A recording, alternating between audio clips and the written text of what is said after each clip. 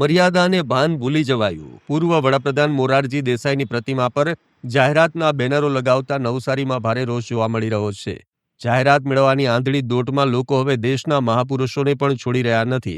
નવસારીમાં ભારત રત્ન અને પૂર્વ વડાપ્રધાન મોરારજી દેસાઈની પ્રતિમા સાથે જે કૃત્ય થયું તેણે નવસારીના નાગરિકોની લાગણી દુભાવી છે. પ્રતિમાના ચહેરા પર જ હોસ્પિટલની જાહેરાતના બેનર મારી દેવાયા. ત્યારે અહીં સવાલ ઉભો થયો છે, આવો તો કેવો પ્રચાર અને આવી તો કેવી માનસિકતા? નવસારી સર્કિટ હાઉસની સામે દેશના પૂર્વ વડાપ્રધાન અને અડીખમ નેતા મોરારજી દેસાઈની પ્રતિમા સ્થાપિત કરાઈ છે, પણ કોઈ ટીખણખોરે ખાનગી હોસ્પિટલના એજન્ટોએ પ્રસિદ્ધિ મેળવવા માટે પ્રતિમાના મોઢા આગળ જ બેનર લગાવી દીધું.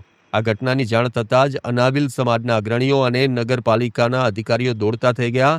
લોકોમાં ભારે રોષ જોવા મળ્યો અને માંગ કરવામાં આવી કે મહાનુભાવોનું અપમાન કરનારા તત્વો સામે કડકમાં કડક કાયદેસરની કાર્યવાહી કરવામાં આવે.